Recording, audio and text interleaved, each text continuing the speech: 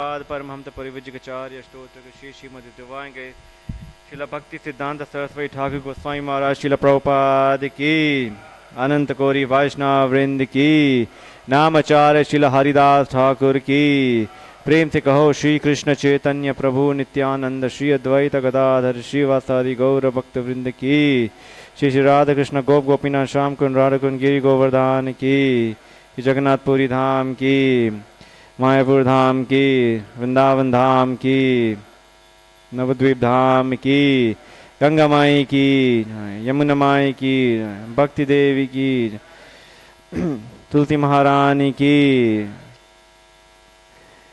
शिला Prabhupada translation book distribution के युग धर्म हरि नाम संकीर्तन यज्ञ के Nidai Go Premanandi, Hare Bol. All glories to the assembled devotees, Hare Krishna. All glories to the assembled devotees, Hare Krishna. All glories to the assembled devotees, Hare Krishna. All glory to Shri Guru and Shri Guru.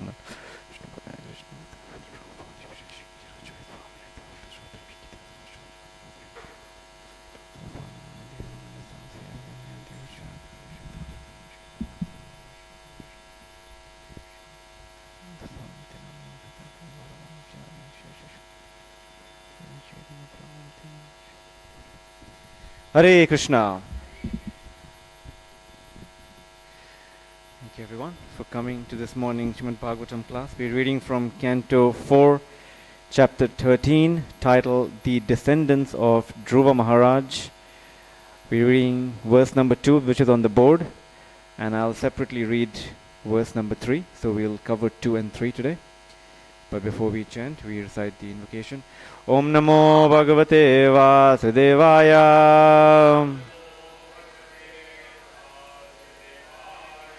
Om Namo Bhagavate Vasudevaya. Om Namo Bhagavate Vasudevaya.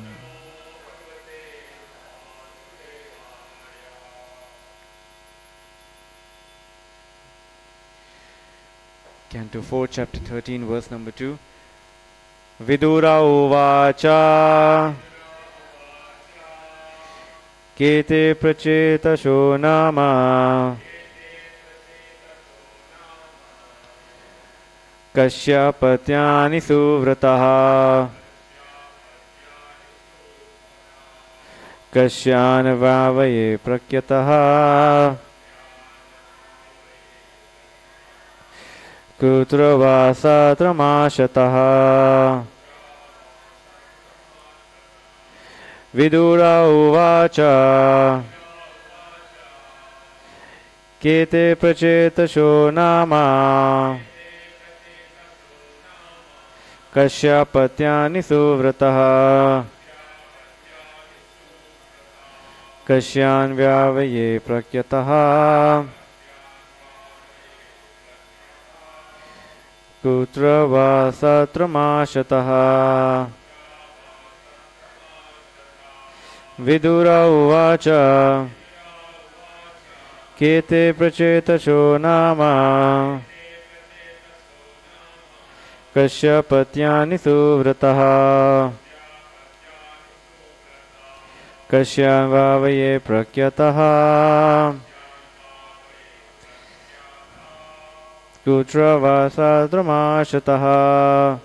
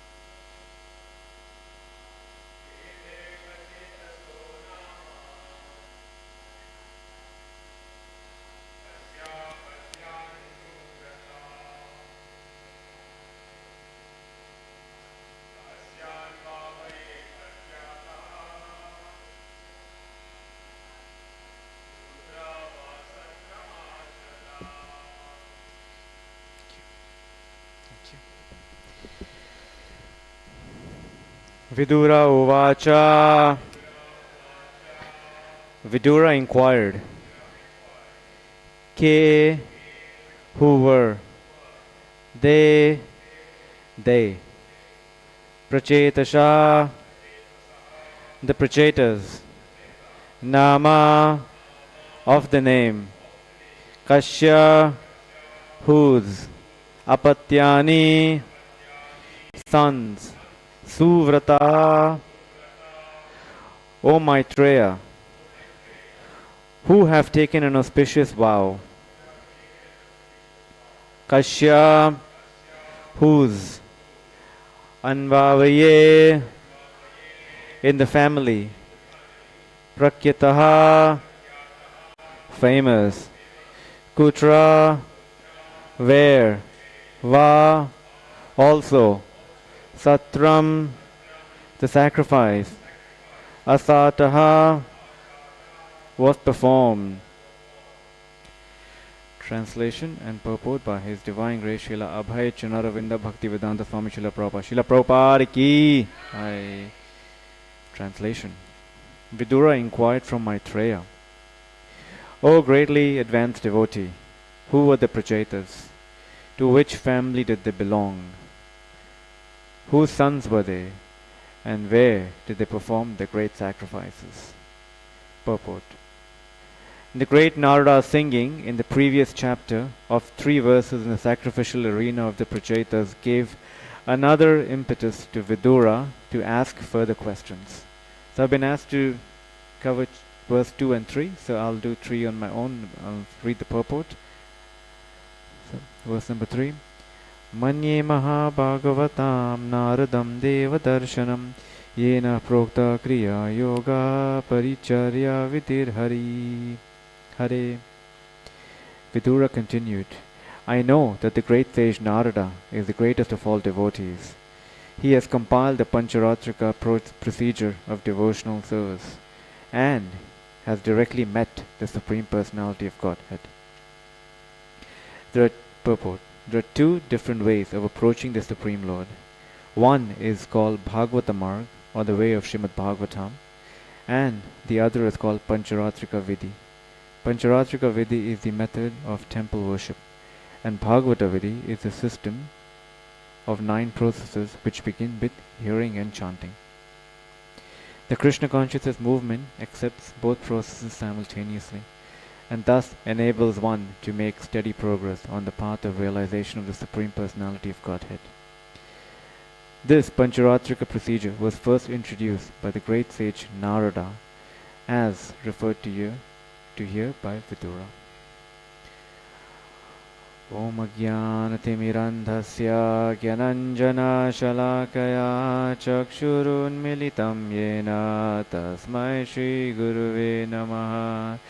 Shri Chaitanya Manovishtam Stapitam Yena Bhutale Swayam Rupa Kadamayam Dadati Swapadantigam Vandeham Shri Guru Shri Yuta Padakamalam Shri Gurun Vaishnavam Cha Shri Rupam Sagrajatam Sahagana Raghunatan Vitam Tam Sajivam Sadvaitam Savadutam Parijana Sahitam Krishna Chaitanya Devam Shri Radha Krishna Padan Sahagana Naita Shri Vishakanvitam Cha He Krishna Karuna Sindhu Dina Bandhu Jagatpate Gopesha Gopika Kanta Radha Kanta Namostute Tapta Kanchana Gaurangi Radhe Vrindavaneshwari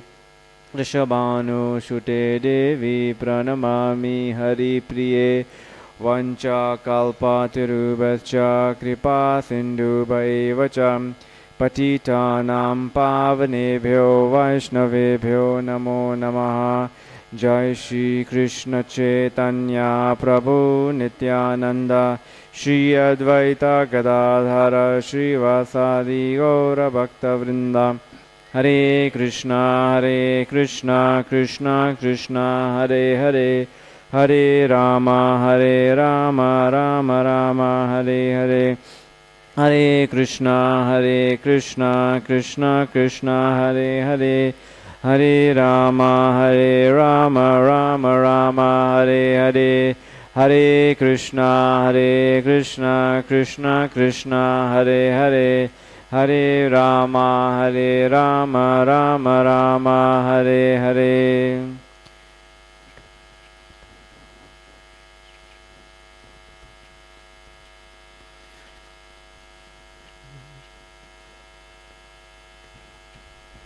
Hare Krishna. I'll read the text again. Text 2. Vidura inquired from Maitreya, O greatly advanced devotee, who were the Prachetas? To which family did they belong? Whose sons were they? And where did they perform the great sacrifices? And I'll continue on to 3. Vidura continued, I know that the great sage Narada is the greatest of all devotees. He has compiled the Pancharatrika procedure of devotional service and has directly met the Supreme Personality of Godhead. So Dhruva Maharaj has gone back to Dhruva Loka, and his glories are being chanted, broadcasted by Narada, who is the spiritual master of Dhruva Maharaj.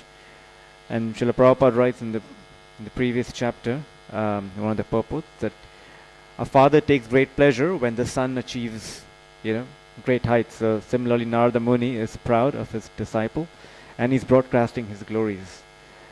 And where is he broadcasting these glories? Where is this being taken place? In the assembly of the Prachetas in the previous chapter, and that's what has been described here. More so, if we read verse number 44 of chapter 12, the great sage Maitreya continued, My dear Vidura, whatever you have asked from me about the great reputation and character of Dhruva Maharaj, I have explained to you in all detail. Great saintly persons and devotees very much like to hear about Dhruva Maharaj. So even in the life of Chaitanya Mahaprabhu, he loved hearing and rehearing the pastimes of Dhruva Maharaj. And also in the last chapter, towards the end, the Phalashruti is described, where the benediction of hearing Dhruva Katha, or this pastime of Dhruva Maharaj, is described. So we may not be able to execute the austerities that Dhruva Maharaj did, but if we just hear with faith and veneration and the process that's outlined in the previous chapter, then we achieve the same result. So now there is description of two devotees or sets of devotees. One is Prachetas in verse number 2, and then about Narada Muni. So with the time that we have, we'll try to cover a little bit, although their glories are inexhaustible, but we'll try to cover whatever we can. So the Prachetas, who were the Prachetas? Anyone know? Who were the Prachetas? Prachina Bharit's sons, 10 sons. So they were born of King Prachina Bhari and Satadruti. So if one reads chapter 24 of the 4th canto, which we'll be covering, which is described as Rudra Gita, the chanting of the song sung by Lord Shiva. So there it is described that these sons were sadhava, well-behaved, pious and well-behaved. So one of the 26 qualities of a devotee is that they're sadhava, they are sadhus, they actually are completely equipoise. So they were sadhava, they were pious and well-behaved. They were completely submissive to the orders of their father. Their father wanted them to create progeny, to populate this universe, and they took that instruction. It is described in Sanskrit, Sirishaha, on their head. So they took the instruction on their head, which means that they were completely surrendered to the instructions of the father. And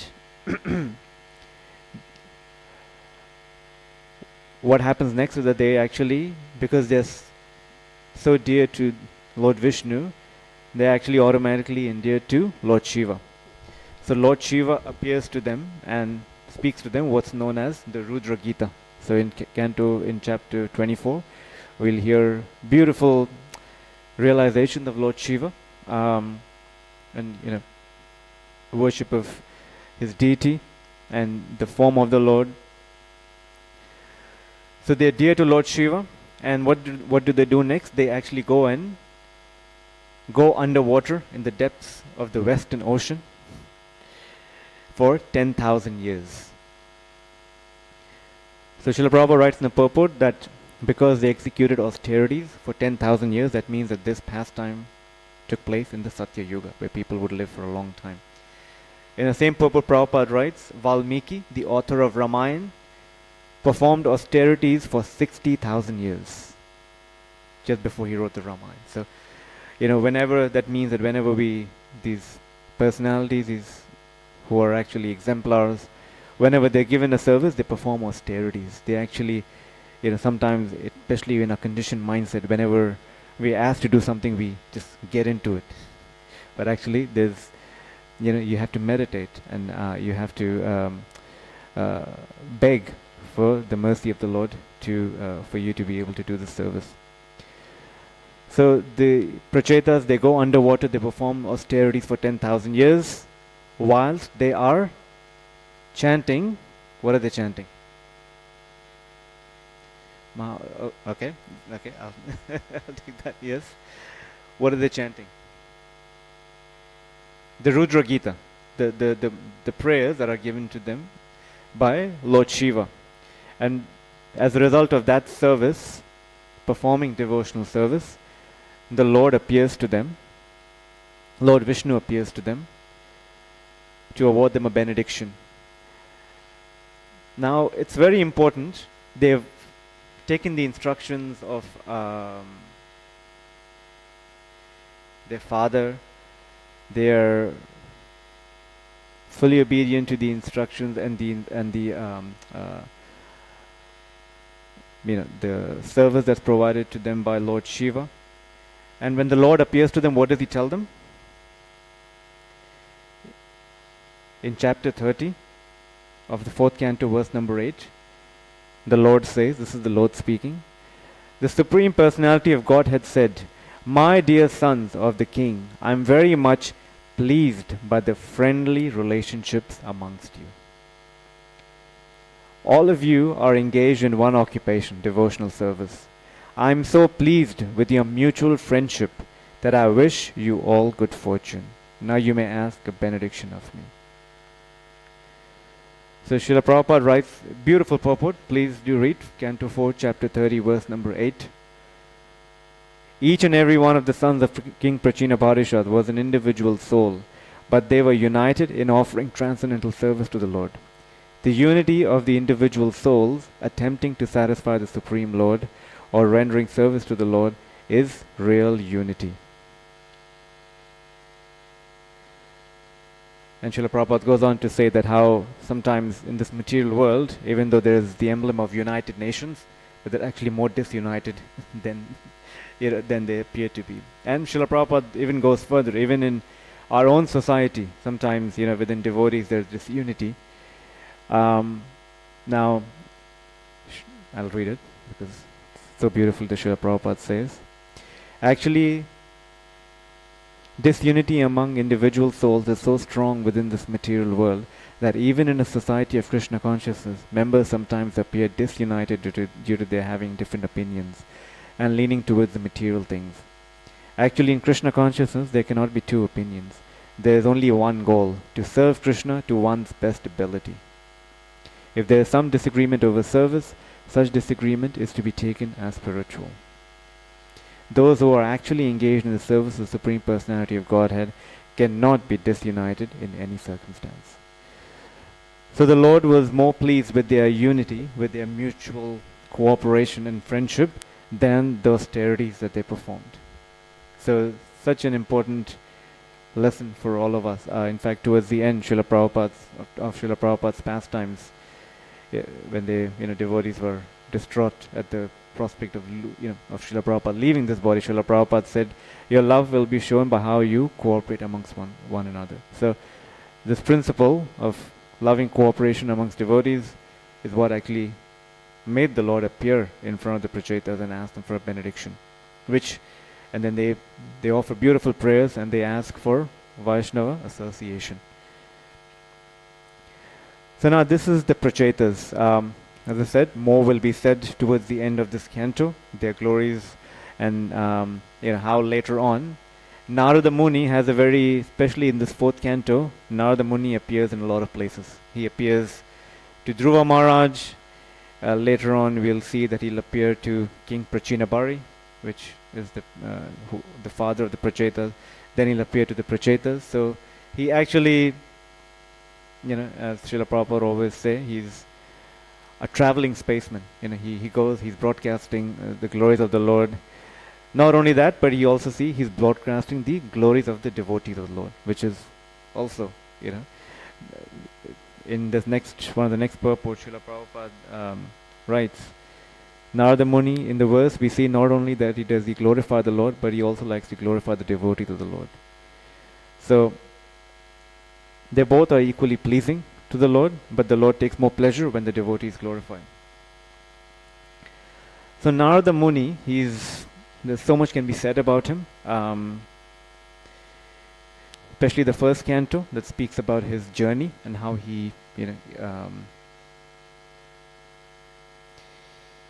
he achieves, how he's able to get the darshan of the Lord, and then he, later on that due to, the Lord testing his readiness, the Lord, then later on he takes birth as Narada Muni, how is previously the son of a maid servant. So, just a little from the fourth canto, I just wanted to touch on a few things. Narada Muni is actually, in different circumstances, how he's dealt with different devotees. So when he first meets Dhruva Maharaj, he's Trikalagya, he knows the past, present and future. So even without him knowing or someone telling him what's happened to Dhruva Maharaj, how he's been insulted by his stepmother, he knows about it. And he reaches Dhruva Maharaj in the forest. So he tests the determination of Dhruva Maharaj. And there is this word that he uses when he first comes to know Dhruva Maharaj. He says, how wonderful is the nature of a Kshatriya, that they cannot even tolerate the slightest infringement of prestige, on their prestige. So just remember, Dhruva Maharaj has been insulted and his desire is material. He wants to achieve something that no one has ever achieved, in terms of his great-great-grandfather. So even though that desire is material, Narada Muni knows how to tailor it and to make it, to somehow or the other lead him towards Vishnu.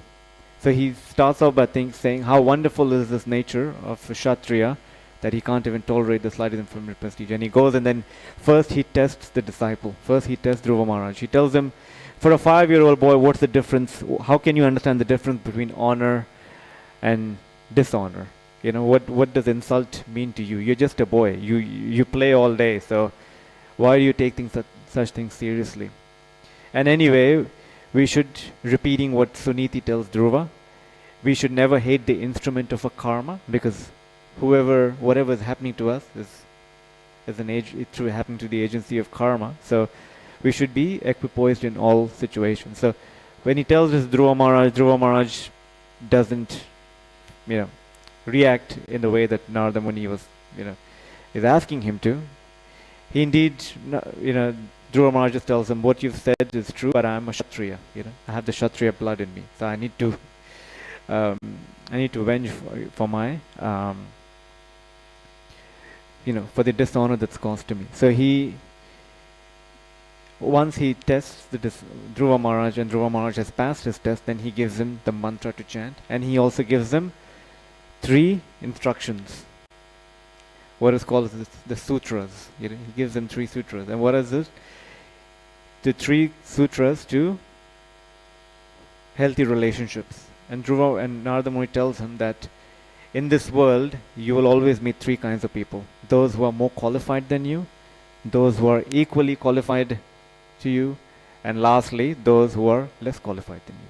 So, someone greater than you, someone that's your peer, and someone that is, in situation that's not as fortunate or, not as favorable as yours. So whenever you meet someone that is greater than you, don't be envious, but be happy.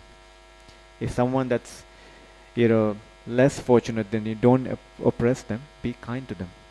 And then those that are equal to you, befriend them, you know, become their friends, and share with them what you have, and learn from them as well. So he teaches Dhruva Maharaj this, and obviously we all know, we've been through these chapters where Dhruva Maharaj achieves the darshan of the Lord.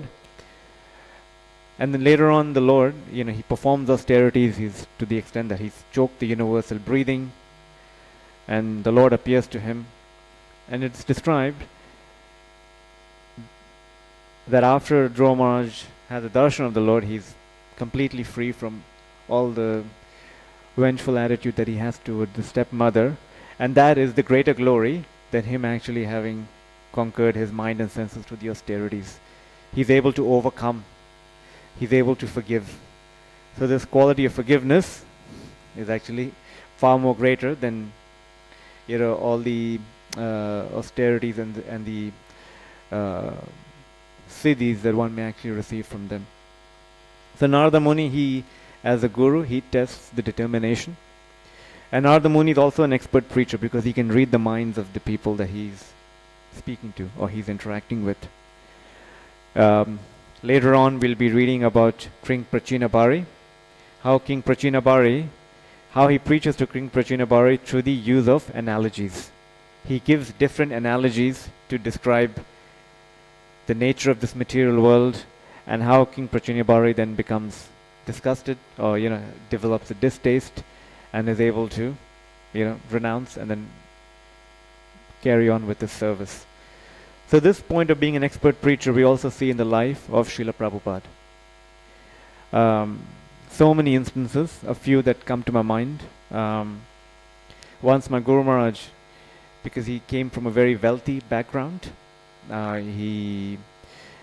his parents were concerned because he had moved to India, and obviously, as we all know, in early days, Srila Prabhupada's disciples in India were living under very, very austere conditions.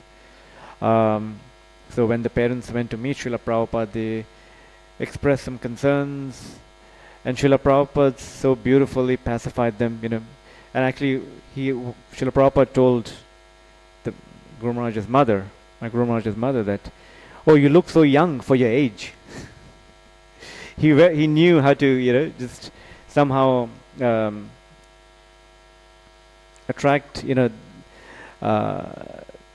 other person through his words, just through his very being.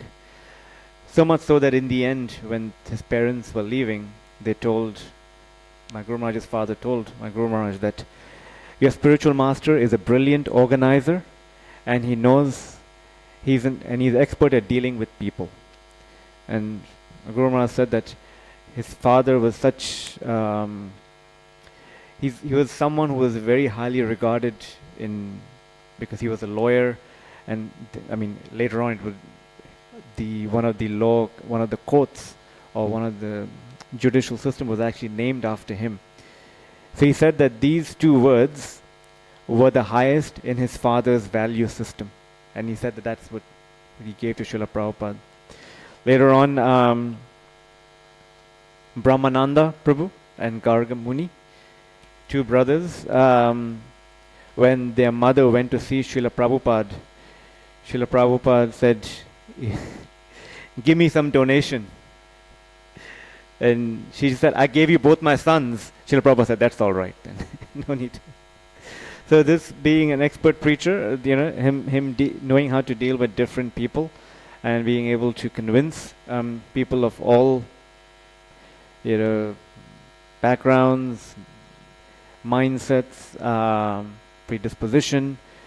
This was very much seen in the life of Srila Prabhupada. So much so that even 50 years later, we see people who are so enchanted by Srila Prabhupada, and they actually come here to offer, their lives are touched just by reading one word of Srila Prabhupada's books.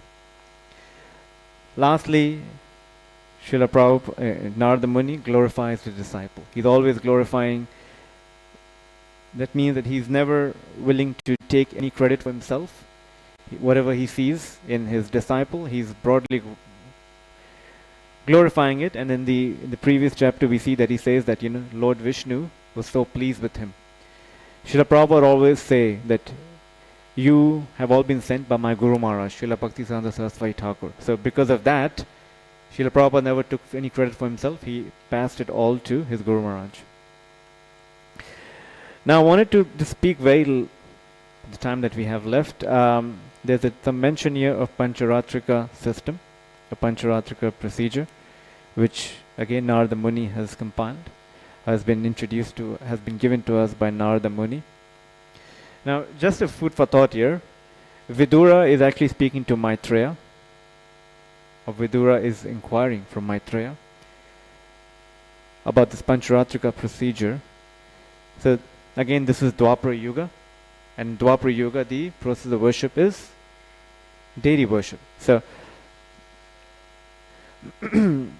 this deity worship, this process of deity worship is actually, even though our Yuga Dharma is Harinam Sankirtan, deity worship is actually equally important. Because again, it brings about, what are the two most important things for deity worship? Vishnu, yes. But on a practical level, what does it do? Punctuality and cleanliness. So punctuality and cleanliness, because you have to be on time, and then cleanliness because you have to be internally and externally clean. So now I was fortunate enough to get a copy of this. It's Sri Mana Shiksha. It's the commentaries of it's compiled by Raghunath Das Goswami, but many of our contemporary devotees, Srila Prabhupada disciples, have written their offerings in it. And Bhakti Vigyan Goswami Maharaj writes something very striking, something very simple but very striking. He said, being in the association of the deity puts us in our limits, which means that it sets us, it fixes us up. And Maharaj was saying that in today's day and age, you find all these time management seminars, how to manage your time, how to be efficient. And Maharaj describes what is the difficulty. You wake up when the deity wakes up. You eat what the deity eats. You go to sleep when the deity sleeps. And you center your life around that. I mean, we'll touch upon it, but in Jaipur, Govindaji, you see the whole temple, the whole town wakes up, is there at Mangala Arati to go see Govindaji. And similarly, the whole town goes to sleep and Govindaji sleeps. So that's what this process of deity worship, this culture is meant to bring about. In this book, quoting from Chaitanya Charitamrita, Maharaj, this is Bhakti Vigyan Maharaj writing. This is a very important point in a philosophy, which is deity worship, because after all other philosophies are more or less contaminated by Mayavad. There is no difference between Krishna and a deity installed according to Pancharatra principles. Jiva Goswami himself says that the very moment a deity is installed according to all the principles, Krishna comes there in person. And instead that whatever thoughts and desires that we place to the lotus feet of the deity, and we offer, as Krishna says, Man mana ma bhakto madhyaji mam namaskuru mavayesha yukto evam atmanam mat parayanaha. Engage your mind always thinking of me, become my devotee, worship me, that way you'll come to me for sure. So that's encapsulated in this process of deity worship. Now there are stories. This one story that Chaitanya Mahaprabhu would personally relish was the story of Dhruva Maharaj and Prahlad. Okay, but deity, when it comes to deity. Sakshi Gopal. So, Sakshi Gopal. So, there's this deity, and to, an elderly Brahmana makes a promise to a younger Brahmana that I will give you my daughter's hand in marriage. Later on, the older Brahmana, when he goes back to his village or his place of residence, his family dissuades him from doing so. So the younger Brahmana comes to Gopal and tells him, my dear Gopal, you have to come and bear witness, not because I'm really wanting to marry this, but you have to uphold the word of your devotee, because this Brahmana is very dear to you, you're very dear to him, you have to uphold his word. And then Gopal tells him, have you ever heard a deity walk? And the boy tells him, if the deity can talk, then you can walk.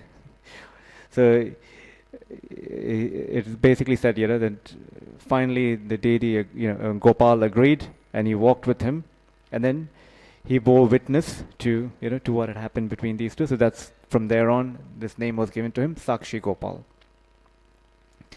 Similarly, there's another story in Karoli. There was, it's Madan Mohan, and this deity, there was the king who had a daughter who was very attached to Madan Mohan, so much so that she she practically had devoted whole life to worshipping him. But as a matter of custom and culture, the king arranged for her to marry a prince or a king in some other district, and she just refused.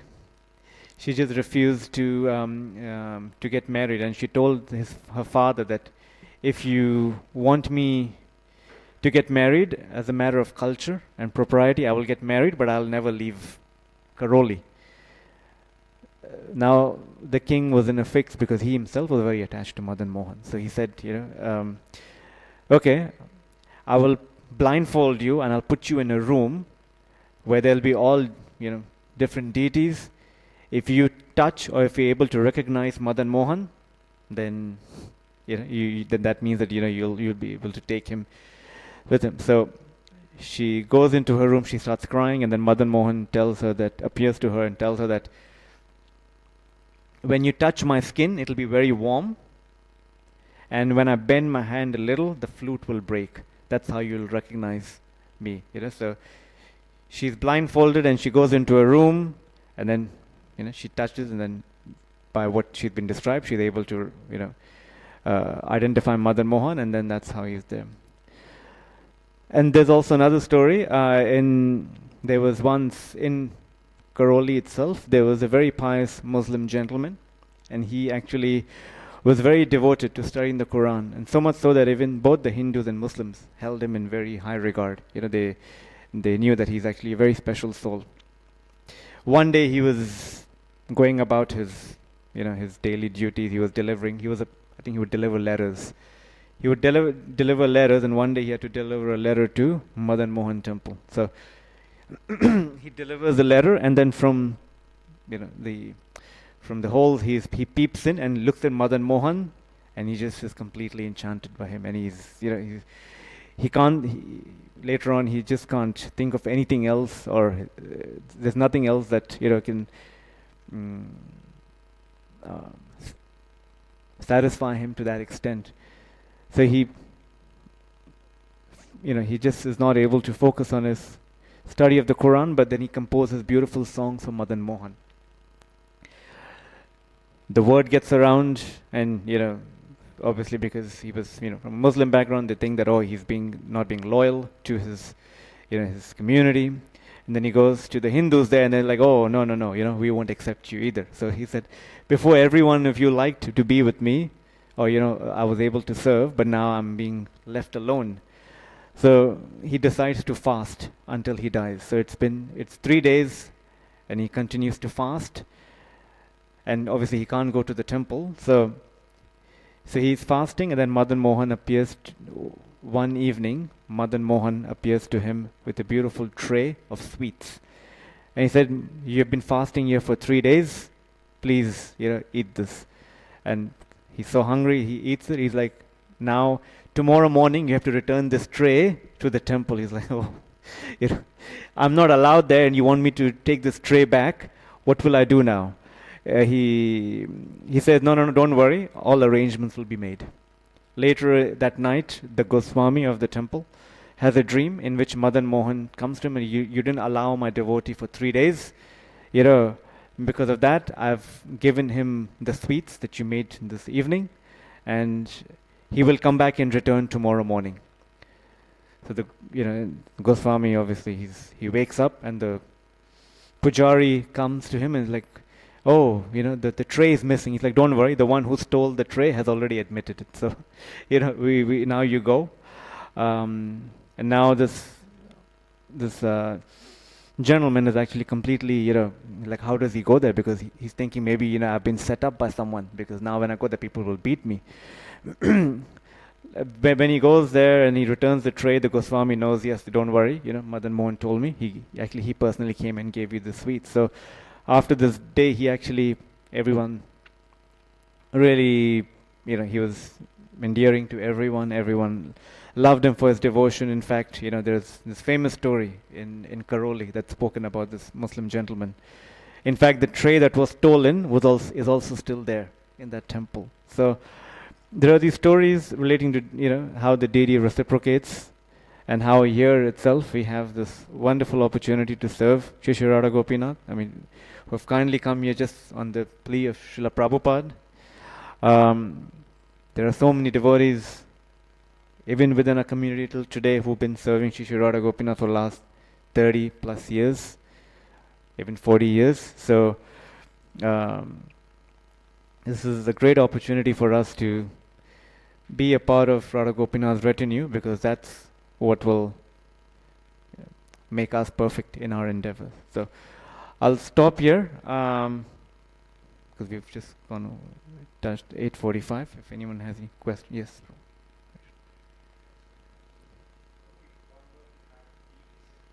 Mm-hmm. Yeah, I mean, like deities at home. I know Narasimha Kavach Prabhu has done some seminars or some workshops on deity worship at home. Usually, I know that even for us, like because we have Shri Shri Radha Gopinath here, we usually have a picture altar of them, because the worship is going on here. So they worshipping them basically through the medium, even by having their picture altar means that whatever worship that's being offered to them here, it's equivalent, because at home, whatever standards we can maintain, we maintain that. But yeah, those principles are there. It's especially like for grihastas, it really makes a big difference. But yeah, in terms of deity worship, and obviously either Narasimha Kavach Prabhu or Ganeshram Prabhu, they basically are more across this. Yeah.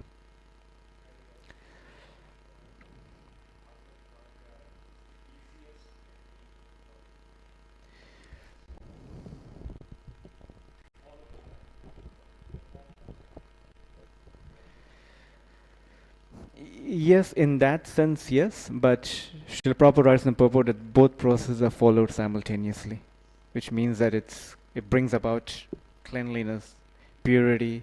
The mind is more, is more fixed, because Her Grace Yamuna Mataji, Srila Prabhupada's disciple, she was personally trained by Srila Prabhupada in worshipping the deities and its Pancharatrika mark. And she said that because Srila Prabhupada didn't have much time, that's why he really pushed on the Bhagavata mark. But had he had the time, he would have, he would have loved to train, he would have trained his disciples more closely in the Pancharatrika Vidya. So whomever he trained, they actually spread it for and trained others. That was the better. So both actually simultaneously are required, because for our material condition, it's very easy to be distracted. Yeah. Thank you. Yes, Maharashna.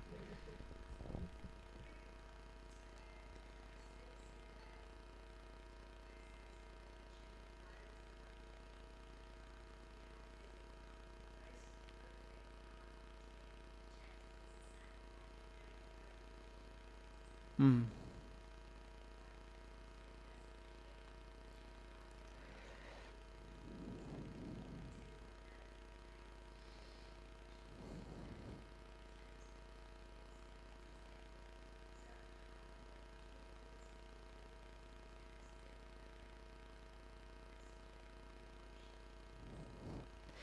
Yeah, look, it's described that.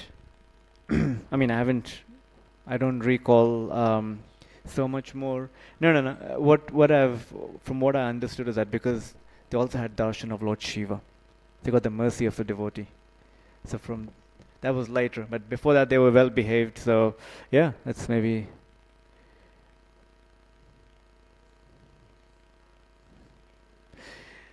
Well, no, there's no such thing as chance.